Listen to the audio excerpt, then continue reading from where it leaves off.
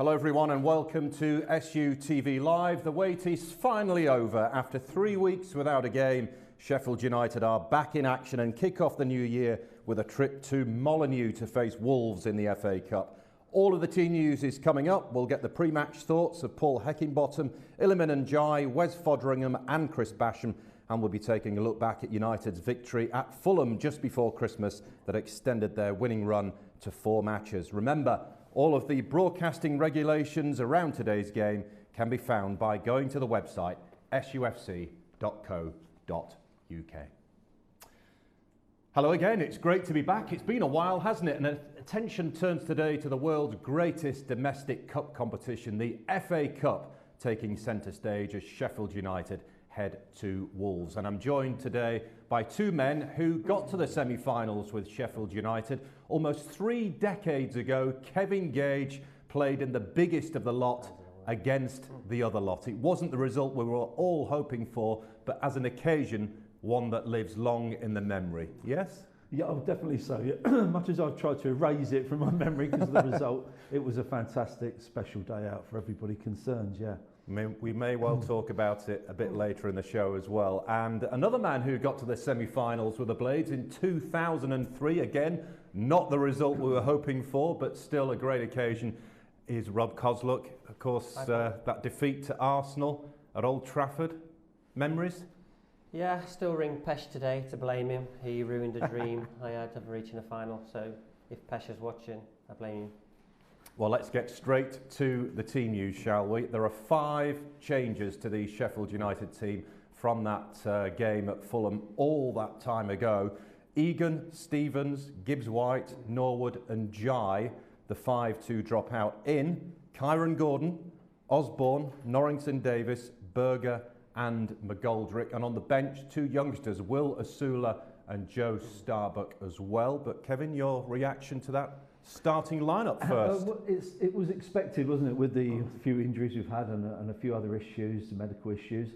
So, I mean, they're still experienced players, aren't they? The only one, obviously, that stands out is Kieran Gordon. We've seen him in the Carabao Cup earlier in the season, and I've also seen him in the under-23s, and he's going to be a very, very good player. So I've actually no concerns about him coming in today, and I think he'll step up to the plate and he'll do a good job. And then the other lads are all experienced professional footballers, you know, squad players, and they'll come in and it's a good opportunity for them. Good to see a couple of the youngsters on the bench as well, Will Asula and Joe Starbuck. And you've seen a bit of those 2, right? Yeah, I've been fortunate to do a few under-23 commentaries and watched a couple of the games. I mean, Asula is just another on our production line of very good centre forwards, and if he continues at developing at the rate he is, he's going to be a very good player. And Starbuck's just a very good, solid defender, attacking fullback. Rob, your reaction to that team? It's still a strong side that Eki's put out today. Obviously wants to progress within the trophy, and big day for Kieran, like Gage says, but if anyone believes in the youngsters, Eki knows all about them, so he knows they can do a job. And obviously it's been such a long time without a game, the 20th of December.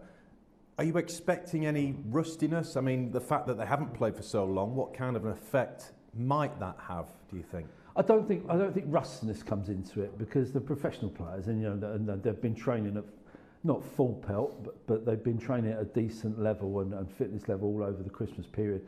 But all professional players, and I'm sure Kozzy will agree with this, you don't want to be training. You need to play a game at the end of the week. So they'll be itching to get out there today. It also applies to Wolves, of course. They haven't had that many games. So we're not at any kind of disadvantage or advantage. It's just literally another game of football.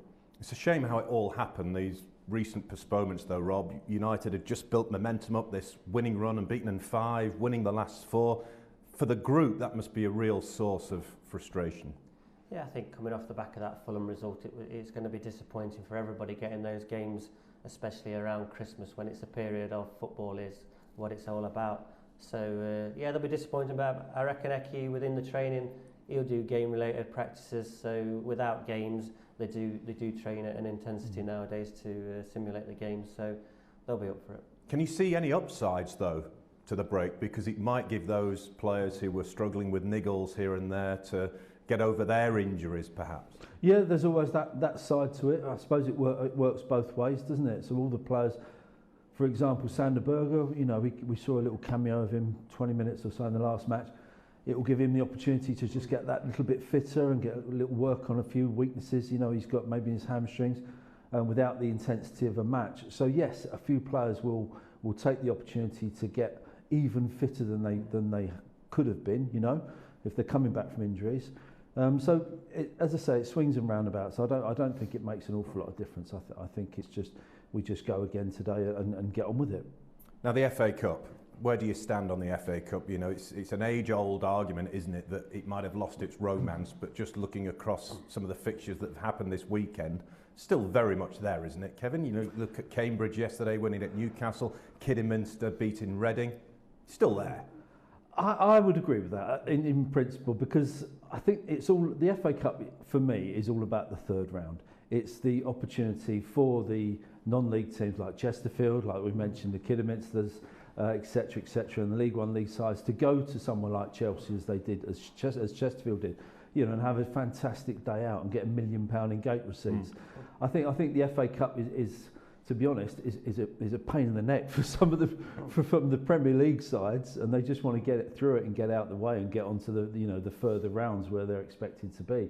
So I think the magic, the romance of the FA Cup is very evident in the early rounds. I think it dies a bit as you get nearer to the final, and then of course it kicks into gear maybe for the semi-finals and the finals. So yeah, credit to the teams yesterday who performed so well against good Premier League sides and higher opposition. But yeah, it's just one to get through. Yeah, Rob, what about you in terms of playing in the FA Cup? Was it a competition that you really enjoyed? Yeah, I used to love playing in the FA Cup. I mean, you woke up on the mornings of these games knowing that, yeah, the pressures of the leagues are out the window, and you can go and you can take on the non-leagues. Yeah, you might have gone into it underdogs, and sometimes you were the underdogs. So it was a great day and a great occasion for everyone. And obviously for you both provided great memories. And to start with you, Rob, 2003, what a season that was. 2 cup semi-finals, the playoff final. All right, okay, the outcomes weren't necessarily what we all wanted, but nonetheless, it's the kind of thing that you can talk to your kids about, isn't it? Yeah, they are. They are the memories that come with the FA Cup. And like you go, we were at Old Trafford that day, weren't we, up against Arsenal. It was an occasion where you're going into it, you're thinking, oh my God, what's going to hit us? And then suddenly you're in a game where you do belong and you can compete. And on a different day, you never know a different outcome. And obviously with Barnsley, you had, some special ones there as well. Yeah, the cup run with Barnsley, beating Liverpool at Anfield, going on to then beat Chelsea at Oakwell. They're just one-off occasions that probably will never be relived. Going a little bit further back, Kevin, 93 will live long in the memory of all football fans in Sheffield. Obviously, the blue and white half really enjoyed their day out. But as an occasion, I've never seen anything like that. That was absolutely incredible. And the way, really, that both sets of fans came together and showed the rest of the nation just how passionate a city this is, that really kind of lives with me and will do for the rest of my days, for sure. Yeah, it was a very, very special day for Sheffield in general, wasn't it? And I think the fans all did themselves proud, to be fair. And I remember walking out the tunnel, the famous Wembley tunnel, which was behind the goal in those days, wasn't it? Yeah. And the sea of balloons, all you could see was red and white, blue and white balloons everywhere, and the noise was unbelievable. Unfortunately, the game didn't go the way we wanted it to, and we're blaming Dave Bassett for that, by the way, for not only picking a slightly wrong team, but also we had the opportunity to play that game at Ellen Road, and he got it switched to Wembley because the Arsenal-Tottenham other semi-final was switched to Wembley to accommodate more crowd. So we genuinely believe if we played the game at Ellen Road on their bumpy pitch as it was at the time, I think we'd have comfortably beat Sheffield Wednesday, because we did have the Indian sign over them back in those days. They hadn't beaten us for 3 or 4 years, and we did the double over them in the season before. So a missed opportunity all round, I think. For me personally, my ambition growing up as a kid was to play an FA Cup final. And then my old team, Wimbledon, actually won the cup in 1988, but I'd left the year before. So I kind of felt a real kind of pang of jealousy, and wished I'd got there. But the build-up to that game, I mean, it's a Sheffield derby, which is enormous in itself, but an FA Cup semi-final as well, thrown in for good measure. How did that change the build-up? Again, I think we didn't do ourselves any favours because we went down 3 or 4 days before the game and stayed in a hotel in London, and our training was at a school football pitch, and it wasn't particularly good facilities, etc., etc. And I think that didn't sit well with us. And I think Sheffield Wednesday treated it a bit more like just a normal away game. Went down the night before, not a lot of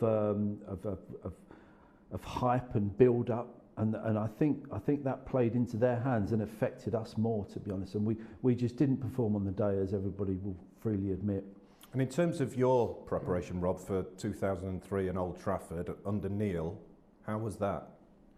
Well, Warnock would have had us at anything he was getting a few quid for to open. So our preparation would have been slightly different. So, but when Gage speaks about the noise on the day when you're walking out at these occasions, it's just surreal, isn't it, Gage? Because you go out there. You're trying to look, you don't look for your family, you're trying to wave to them, you've got no chance of seeing them, but you just put your hand up and they think you've waved to them. So, but at the end of the day, all the preparation and everything, you've got a game at the end of the day that you've got to win. And they come thick and fast, don't you? And if you blink, it's over. So.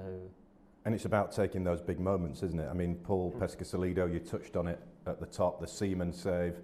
And you were keen to point out, Kevin, what about Jagielka's follow-up miss? I was there as a fan, obviously, as everybody else. And I remember Jagielka just blazing it wildly over the bar from about 6 yards. But no one talks about that, do they? It's all about the Seaman save, isn't it? Yeah. And in terms of today, tough one, obviously. And we were discussing earlier on, Wolves are one of those sides that realistically could go all the way and win this. And Bruno Lage, their head coach, has pointed out this week that they are determined to go as deep as they possibly can in this cup competition. He's had success back home in Portugal in the cup competitions as well. So this means a lot to Wolves. So what are we expecting from this fixture today? I'm expecting a really difficult game from Sheffield United's point of view. It would be a really difficult game if we went there firing on all cylinders with a fully strength side. So yeah, with a few injuries and a few change in personnel, I can see a really difficult afternoon, because I'm sure Wolves will be giving it, all guns blazing. And they're, as you rightly say, Paul, they're a top 10, top 8, Premiership side these days. I mean, they went to Man U a couple of weeks ago, didn't they? And they absolutely outplayed Man United. They had 19 shots at Man United's goal, to Man United's 8 or something. So they fully deserved their victory. So yeah, they're a very, very good side with top quality international players, and they're rightly so. The manager's exactly right. They can win the FA Cup. I don't see the point in teams like Brighton and Burnley. Me and Rob were talking about Burnley playing understrength sides. You might as well give it a go, because in 15, 20 years, you might just look back in your career and you might just have won the FA Cup. Yeah. As we saw from their previous results there, and across the season really, they don't score many goals, but they don't concede many either. So it might just be a one-goal difference today, possibly. Yeah, I was hoping that Bruno Lage, like you say, coming over from Portugal, didn't know the importance of the cup and would have gone a little bit under strength today. But the side he's put out shows what he's seen of like yesterday. I mean, the Newcastle coming up, you've got to get through the rounds, haven't you? Get ahead, and like if there's 1 or 2 goals in this today, tight affair, but let's hope Sheffield United can get some goals. Yeah, what do you think United's approach will be, Kevin, to this? Well, we just give it a go, don't we? I mean, there's no point just sitting back and letting Wolves come at you.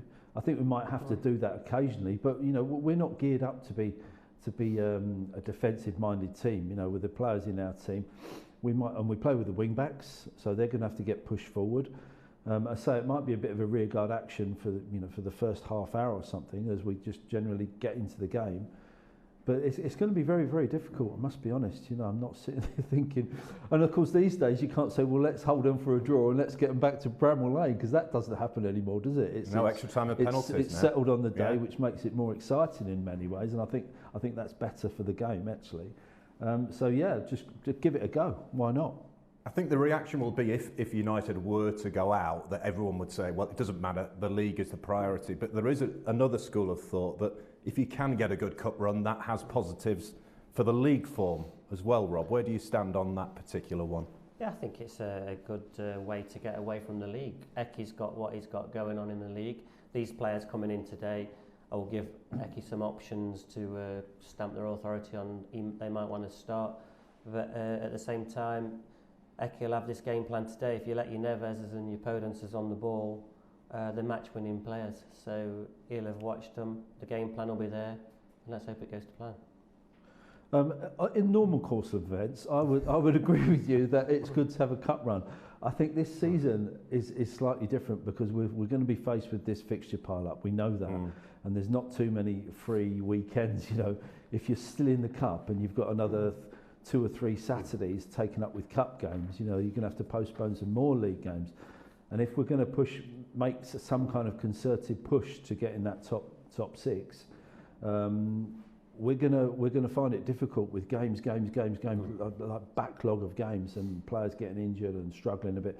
So it wouldn't be the end of the world if Wolves beat us today, put it that way. And I'm speaking here as a rabid Sheffield United fan, but it's not the end of the world. I think the league is far more important this season. But this is a club that have had some good runs in the FA Cup. You know, quarterfinals last season, I think it was quarterfinals the season before as well. We can see there, look, yeah, quarterfinals in each of the last couple of seasons.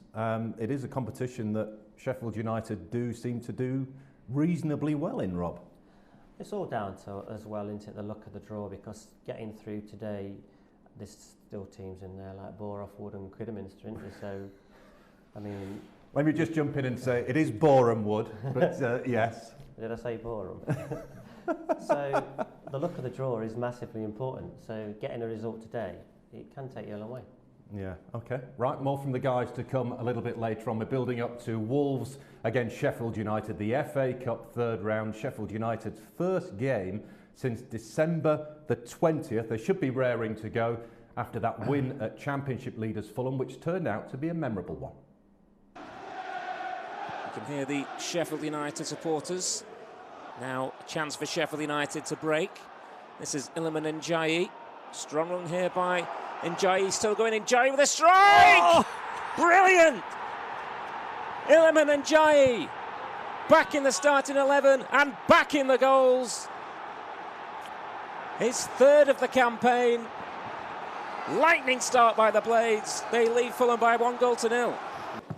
Hourahan with the delivery towards Billy Sharp, fisted away by Rodak, hooked back in by Norwood. Seri's cross straight down the throat of Wes Foderingham. Second half underway. Barno with the early ball in. It's a decent one, and Mitrovic created the space. Egan burst into the box. It's towards Egan. Basham's there as well. They both went round the back. Sander Berger for Sheffield United. Hourahan with him. Berger's seen the run here from Jayden Bogle inside the area. Bogle for United still, and that was a really important last-ditch challenge by Tete. Hourahan lays it back for Norwood to cross. Rodak came, wasn't convincing. The referee's blown. Cabano's coming round the back here for Fulham. Neatly into the box, and then Muniz took it away from Mitrovic initially, who still gets the shot away. Bogle with the surging run. It's a good run from Jayden Bogle. It's an excellent run from Jayden Bogle. He slipped through Iliman Ndiaye here. He's offside. That must have been a tight call. Reed tugging at his shirt, still going Iliman Ndiaye. Ndiaye still threads it through. Billy Sharp! Offside. Pulls it wide. Mitrovic in space. Mitrovic hits the bar, and the follow-up is over. Drama at the Cottage. Surely that's it now. There is the full-time whistle. A huge win for Sheffield United. Yes, a statement win that night for Sheffield United. Really impressive performance. Kevin Gage, you were on commentary duties, of course, as you normally are. What stood out for you from that performance? I fully expected Fulham to really come at us and really go for us. And we just kind of quelled everything. You know, our defence was really, really strong. We didn't give them an inch. You know, their striker, Mitrovic, was completely snuffed out. The midfield all worked really hard and shut people down. And then on the break, as we saw with Ndiaye in the first 5 minutes, but it happened a few times. On the break, we were absolutely superb, you know, bursting through with the likes of Bogle going through. It was just a brilliant, brilliant, controlled Sheffield United performance. And the highlights don't actually do us justice there, because Fulham didn't have many shots at all. We saw that little scramble at the end with Mitrovic, but even then we got bodies back in and got people around him to stop him getting a clear shot of goal. So it was just a really good, professional, solid, all-round performance. Yeah. And some terrific individual performances. You know, I think you could make a case for every player that featured, but notably Njai, obviously, for the goal, but his all-round game that night. Jack Robinson at the back was terrific, wasn't he? Because you know, he slotted in and he played so well, and that back three with him in it functioned as well as it has done even when he's not been there. Yeah, he was my man of the match, and Njai got all the plaudits for his goal, and rightly so, but he was so solid, Robinson. He didn't miss a tackle, he didn't lose a header, he was in the right place at the right time. I think Basham coming back helps as well. He marshals everyone. I know Egan's the general, the controller in the middle, but Basham's a huge influence, and he was brilliant as well. I mentioned Bogle. I mean, his attacking runs from the right-hand side.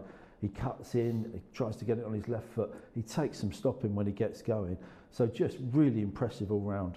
Yeah, your thoughts on Jayden Bogle, because I know you've been really impressed with him. And how does he differ to Baldock, for example?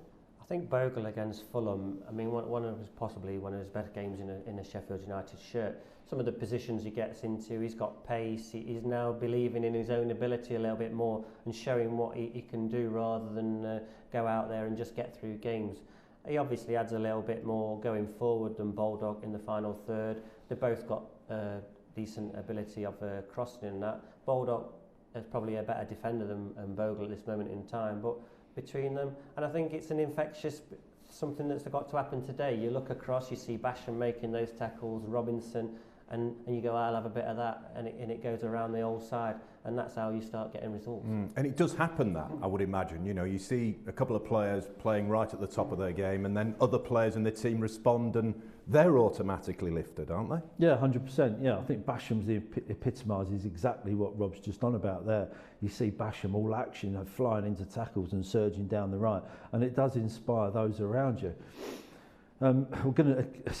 I'm going to agree with Rob again here. I don't know what's going on today, but we're going to need Kevin. We're going to need a lot of that today, to be honest. Everybody's going to be at absolutely their top of their game, especially defensively today, to get anything out of this game. Before we get back onto Wolves, I do want to talk about the goal that Njai scored, because it's the goal of the season contender. It's certainly up there, isn't it? I mean, what a fabulous piece of skill, confidence, composure, and the finish to match. It had just about everything, didn't it? Because first of all, to get hold of the ball, he uses his body so well, Njai, and he's only a slight frame. He's not as if he's 6 foot odd and like a bulky striker. He uses his body so well, low centre of gravity, so he's got good balance, and he holds people off. So he's picking them up just inside his halfway line there. He's evaded that challenge. What has to be also mentioned at this stage is Billy Sharp made a brilliant run from right across, which took a couple of defenders away.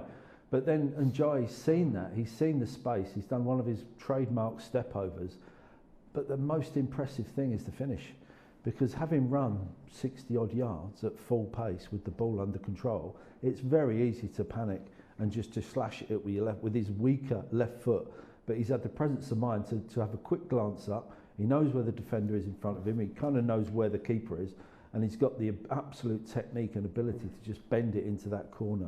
It's an absolutely fabulous goal, and that will take some beating for goal of the season, by the way. You may get a long shot or something outrageous, but for individual ability, that's going to take some beating.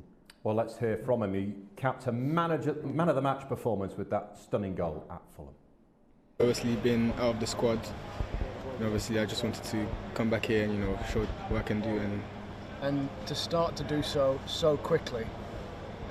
Must give you great pleasure. I mean, you sent quite a message, didn't you, to Paul Heckingbottom to be left out of the squad? Well, that's normal, to be getting left out of the squad is football. So yeah, like you said, I'm just trying to show him that I shouldn't be left out of the squad, obviously, and carry on from here. I won't dwell on this, but why were you left out of the squad? Like I said, it's the manager's decision. He's got other players, that he's got to play as well. So yeah. What does it mean to you as a group of players to come to Fulham? They are flying, aren't they? Top of the league, scored 51 goals and nilled them, and obviously you scored the winner. How much of a statement is that to the rest of the championship? We're coming for everyone, but obviously, working in training, obviously study the team, how they play, and we've done it well today, and we got the result. because all of a sudden people will start to go, oh, Sheffield United are back then, and moving up the table. Yeah, well, quite the prospect ahead of Christmas, isn't it? Yeah. It feels like it's like a new beginning, you know. So yeah, just carry on from here. And how have you found this developmental stage in your career? Because it's the first season in senior football, isn't it? How have you found the experience in settling into this first team environment? It's great, you know. It's great. I'm happy. That's what I've been wanting to do. So now I'm here, and I think it'll get even better. Yeah. I mean, a few more cracking winning goals will help. But what do you feel you need to add to your game? More goals, you know, more goals, assists. Obviously, last time I scored was Peterborough a long time ago, so to get back on the score sheet is brilliant. That's Iliman Ndiaye. Let's hear now from the Blades boss Paul Heckingbottom with his thoughts on the win at Fulham. He felt it was a significant one. Season? Yeah, I think so. A couple of reasons. It's a statement win, really. One, you're coming away to the top of the league and you keep a clean sheet. And then the other one was the manner of it. Totally different way to win a game. The spirit, the teamwork, determination, and the fact that, look, I think we got away with one in the 91st minute when they hit the bar, you know, but that was their only chance. Wes dived on one after 75, 76 minutes, just smothered one, but apart from that, we were so strong. So, yeah, I have to be really pleased with that part of the game.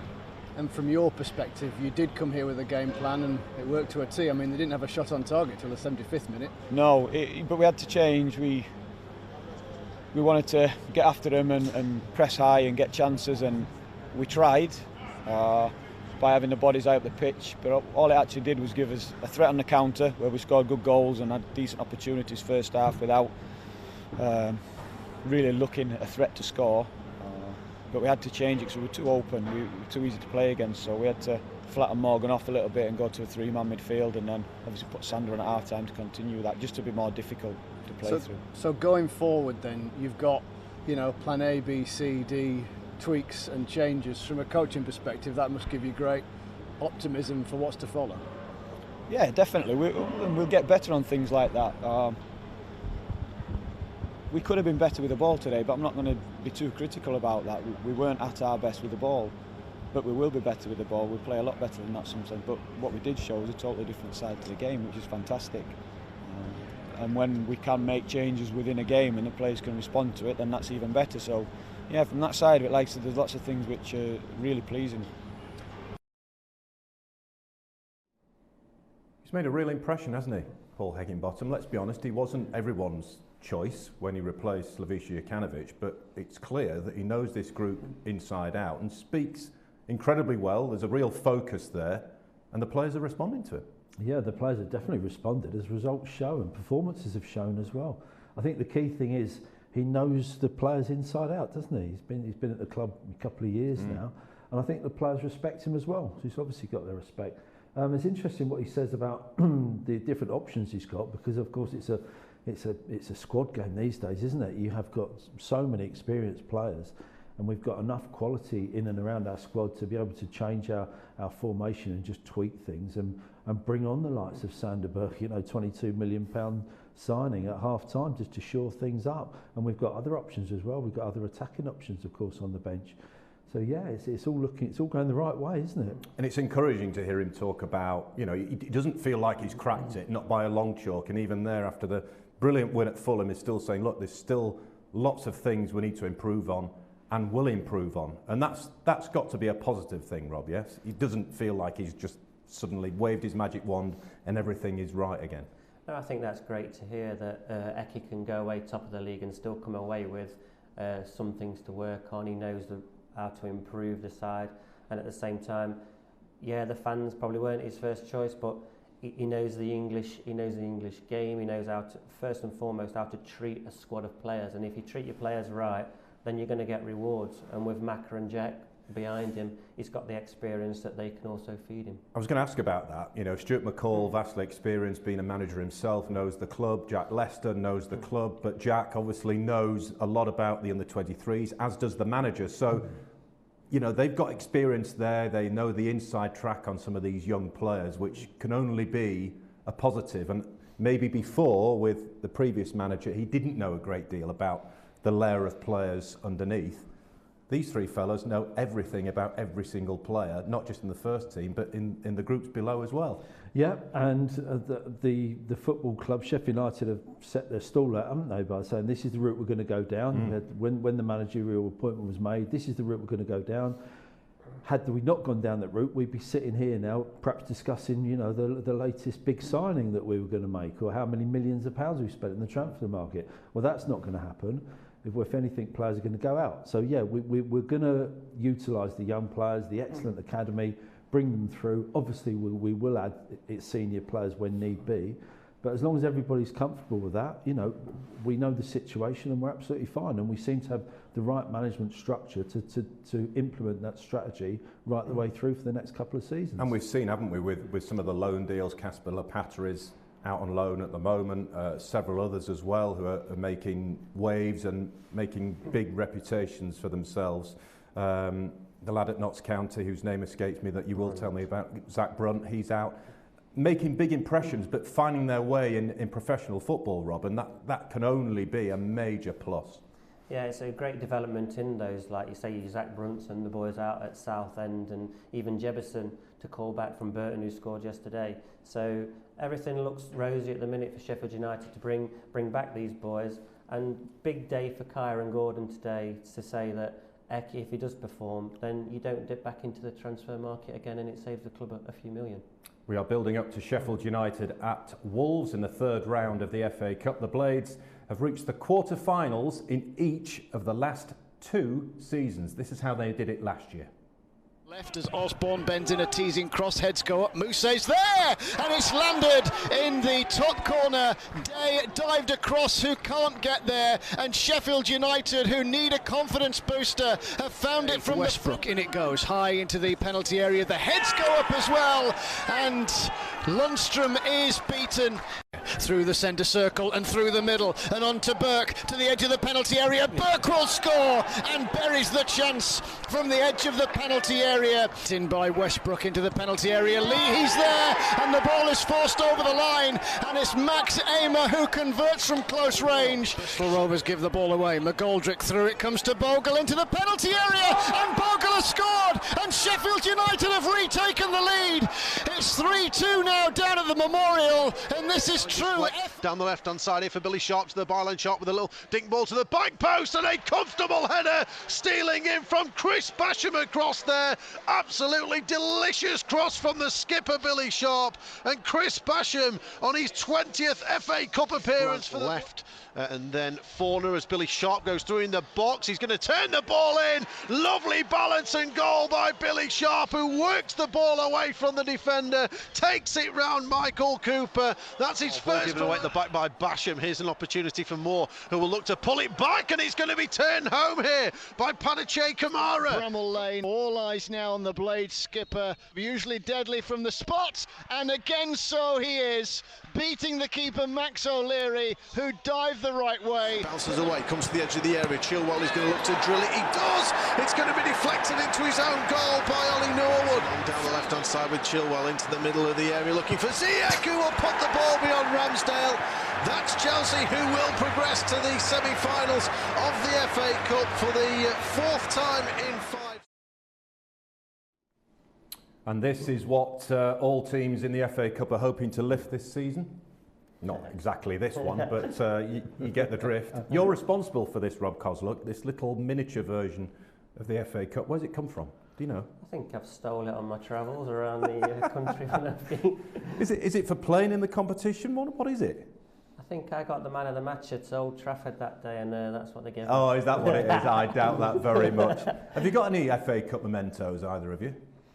From '93, I've still got the matchday programme somewhere. I've got the programme, yeah. Funny enough, I had that framed. I think it was in my downstairs toilet until my missus redecorated a couple of years ago. Where is it probably now? The loft now. Just sort of thrown it away. No, I've still got it somewhere. Yeah. And any souvenirs from Old Trafford? You swap shirts that day? Shirts, yeah. I mean, that day, Simon Tracy asked me if I'd get Ray Parler's shirt for somebody in the pub that he knew. So after the game, I thought, I'll go and ask Ray Parler, which I did swap shirts, and then I turn around and I see him throwing mine into the crowd. So I'm not sure he's got mine on the wall. But he got the parlour shirt, did he, Simon Tracy? Yeah, he got the parlour shirt. Yeah. Oh, friends for life now, you see. Friends for life. Blades at Wolves on the way at 2 o'clock. Remember, for all of the viewing regulations around this fixture, do check out the website sufc.co.uk. Let's now continue our build-up to today's game and hear from Blades goalkeeper Wes Fodringham, who admits the amount of postponed games over Christmas was incredibly frustrating. Yeah, it's been difficult. When you train and prepare all week for a game, and then the day before the game you realise the game's called off, and you sort of got to reset and focus on the next fixture, and you do it again and it gets called off again. It's quite difficult. But it's also a positive in terms that you get some rest. Although we're training hard, training gets modified if the game's off, so we're still training hard. But yeah, it's not ideal. I imagine it's doubly frustrating with the situation. Most teams have had COVID outbreaks. Sheffield United haven't had anything significant. So to get through all this time with nothing significant and not being able to play, that must be doubly annoying for you. Yeah, I think we've conducted ourselves well. I think it's testament to the club and the boys, and trying to keep ourselves healthy and stay safe. When there are outbreaks, it's difficult to sort of contain. So it's hard, and we understand. Obviously, sometimes games will get postponed, but this is the times we're living in at the moment, and we just got to get on with it. And I'm sure the club and yourself would have liked to have built on the momentum. For you personally, 4 clean sheets in your last 5. You must be really pleased how things are going. Yeah, it's going well. As a team, we're playing well. I think we've shown that we can be defensively solid as well. Whereas maybe in the start of the season, the early parts of the season, we were a little bit leaky at the back. So that's definitely a positive. But yeah, obviously with games getting called off, it's difficult to try and keep that momentum. But if the games are getting called off, that means later in the season the games are going to come thick and fast. So there'll be plenty of time to build some more. You seem to have quickly developed a relationship with the back 3 or the back 5. How difficult is that for a goalkeeper, perhaps like yourself, who's been in and out a little bit? Well, obviously I've trained and played with these boys for a long time now. Obviously not in the starting lineup last season, and started this season out of the side as well. But I know the boys really well. I think my experience helps me to come in and sort of be a level head. But sometimes it can be difficult to come in and hit the ground running, especially when you've had a long period sort of out of the team. There's a bit of rustiness and stuff, and you want to try and make sure you get off to a good start, and fortunately I've been able to do that. It's really difficult, isn't it? There's only one place up for grabs, so how hard is it for you on the sideline then to come in and play like you have? Yeah, it's difficult. The majority of my career I've spent as a number 1, so it's a little bit different for me to sort of be sitting on the sidelines and not playing regularly. So I've had to stay mentally strong, keep developing my game, working hard on the pitch, on the training pitch, and wait for an opportunity. And I've always said to myself that I know I've got the quality, so it's just a case of when I get an opportunity, just show what I can do. Well, talk about making the most of your opportunity. There's a fellow who really has taken his chance with both hands, Kevin. Yeah, I've been hugely impressed with him, to be honest. I must confess, I didn't know too much about him. He's been at the club for a few years, but he's gone under the radar because he just hasn't had any opportunities whatsoever, has he?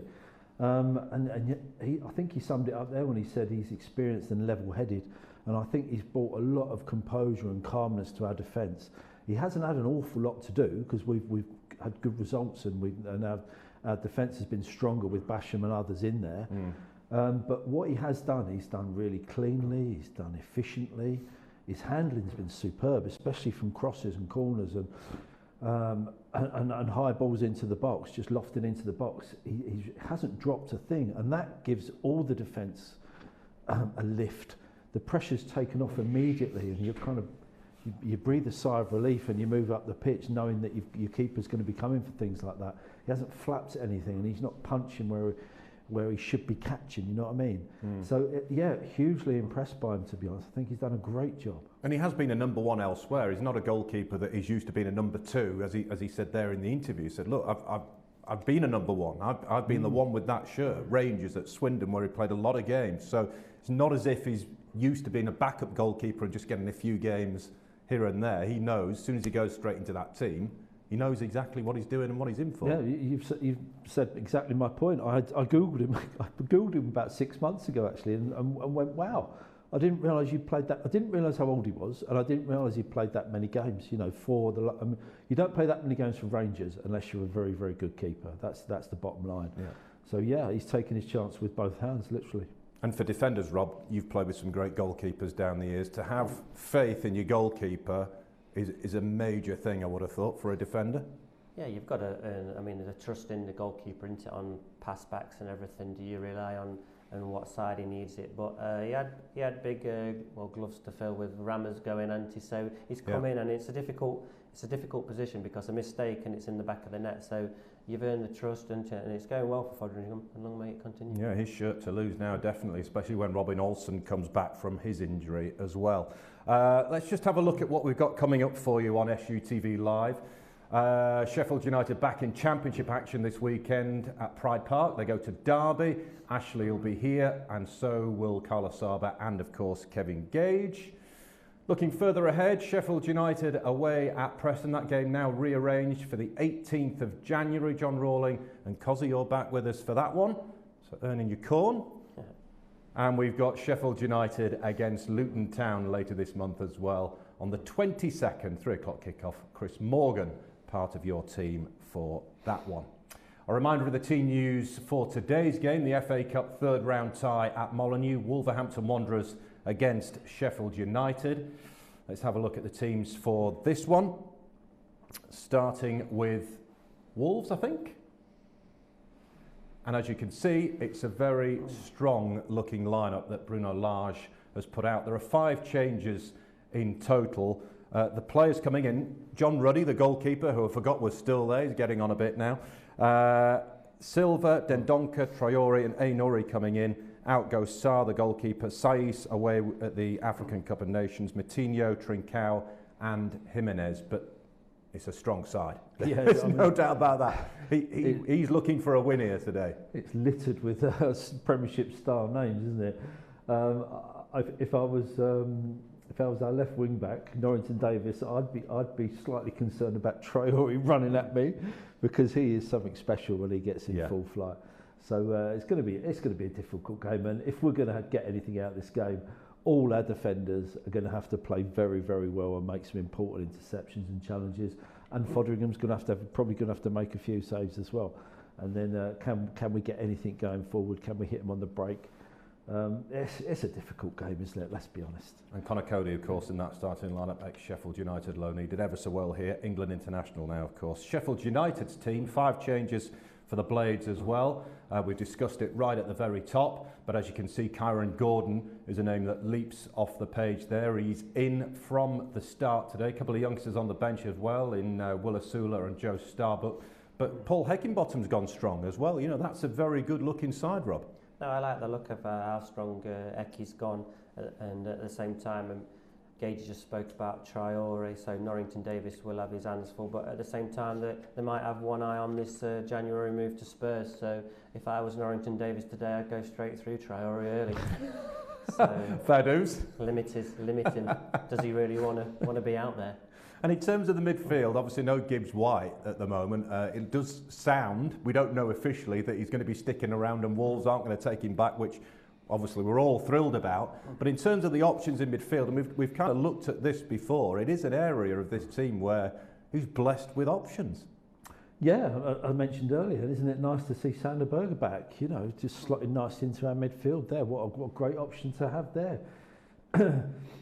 I mean, do we know what his best position is? We haven't got a clue, to be honest. No, we still don't know, do we? We've been trying to work out for a year, and to be honest, we don't really care. Because wherever he seems to play, you know, I'm sure he can play a variety of different roles. Be interesting to see whether he plays central today or whether he plays in his more kind of normal right midfield, inside right midfield, we'll call it. But a great option to have, yeah, absolutely right. And Hourahan, Conor Hourahan, you know, we all remember that substitution here at Bramall Lane under Slaviša Jokanovic, but he's a mainstay of the team now.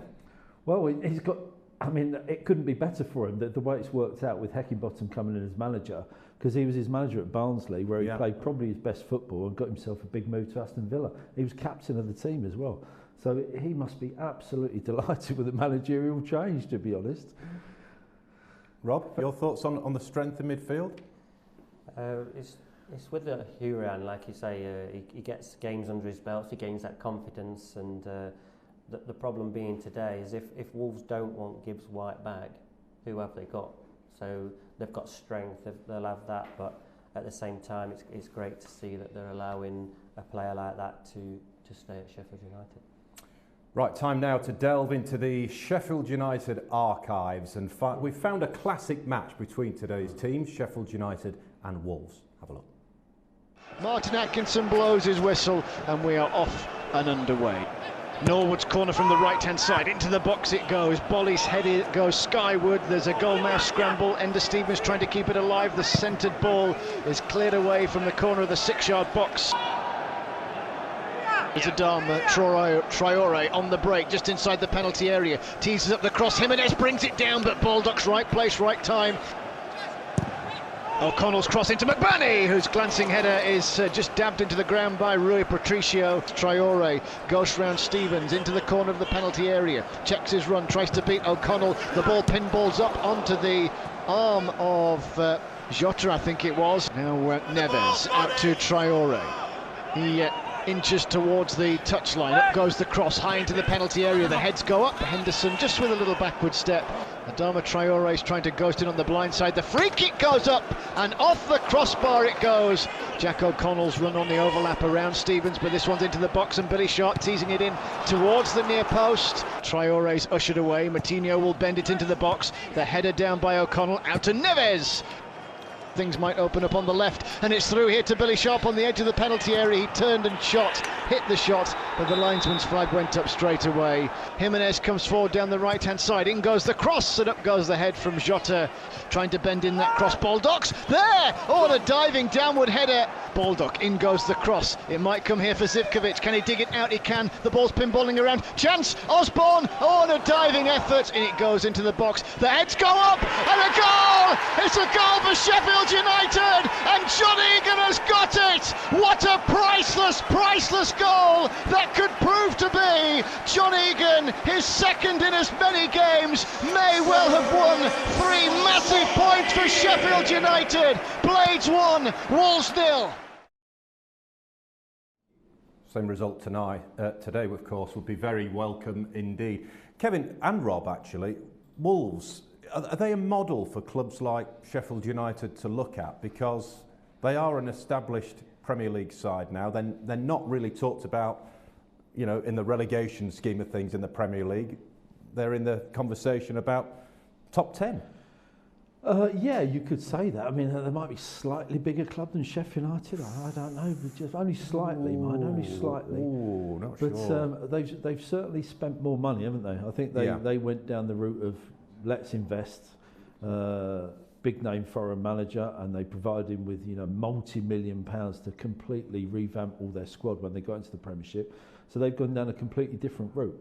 You know, we did remarkably well with little investment, it has to say, in Chris Wilder's team, and then we're obviously are where we are at the moment, especially with the relegation, and this is the way we're going to get back. So we're at slightly different levels, but yeah, there's various ways to do it, isn't there? There's various ways to try and set your stall out in the Premiership.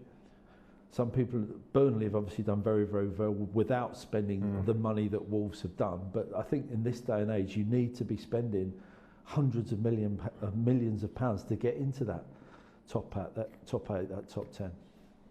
Yeah, I think Wolves they've invested heavily, haven't they? I mean, if you look today of Fabio Silva, for instance, 36 million for a kid up top who's got 4 goals in 50 games, whereas your Burnleys, they're petering this year, aren't they, with relegation, but they'll go maximum 15 million, 17 million on a player, and that's where they'll go.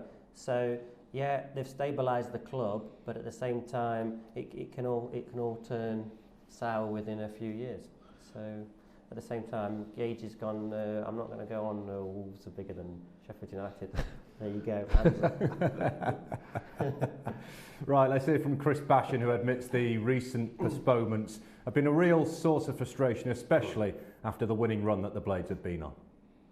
It's been good to have that winning feeling, but you want more of it, and you want to keep them coming. You want the games to keep coming, and when they haven't been coming, the lads have been preparing for the games. It's been very disappointing, and lads are being a bit frustrated, which is obviously going to happen because you can only do so much. I think we've tried to arrange a few friendlies here and there, but they've probably got COVID cases as well, so it's just a case of cracking on the best we can, playing 11-11 against each other and doing the best we can to impress the manager. So Wolverhampton Wanderers this weekend then, you as a squad, by and large, were Premier League players last season. You obviously want to get there next season. How much does this represent a test of where you are? Yeah, definitely. I think Wolverhampton Wanderers is something that we can definitely look up to. We have over the years, I think, with the formation that they've played, the quality of players that they've got, the fan base that they've got. So it's definitely a team that we're looking forward to playing against. And obviously watching them against Man United, they were very impressive the other night. It's going to be a tough game. Hopefully they can make a few changes and give us a little chance of having a sniff of getting through away at Wolves. They're not too far away from the top end of the table, yet you'd kind of have to double take if you saw the league ladder. Yeah, definitely. I was just looking at that this morning, and they've got quality players all around the pitch. They've got lads who have obviously been there all the way through. They've got lads who they've brought in for big sums of money as well, and brings more and more quality to the team. And if the manager makes changes, he makes changes, but everybody wants to play because, like you said before, it's been 3 or 4 weeks now since we last kicked a football in a competitive game.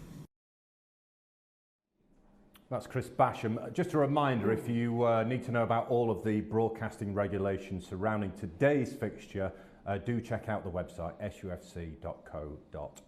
So at this juncture, we're going to say goodbye to Kevin Gage, who's going to get himself ready for the commentary. But before you do go, as ever, I will ask for a prediction. What do you reckon? We won't get a replay.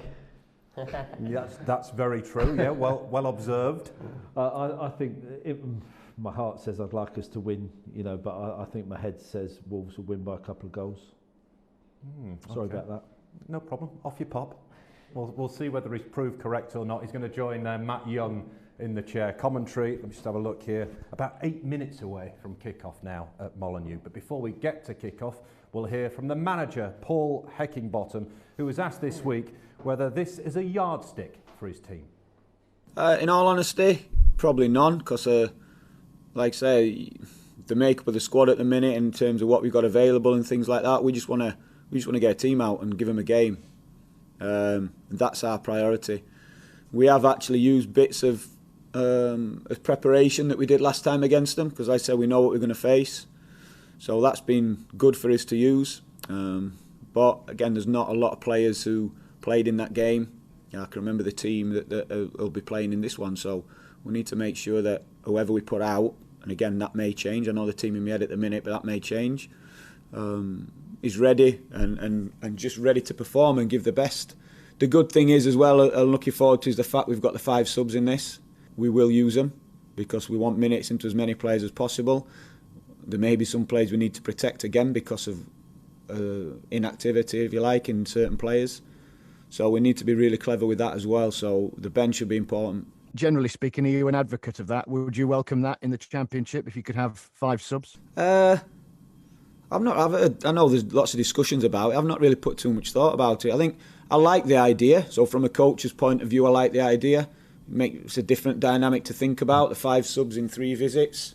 We as a coaching team, certainly I would give a lot more thought and how you can best use it and utilise it when you're picking your subs and things like that.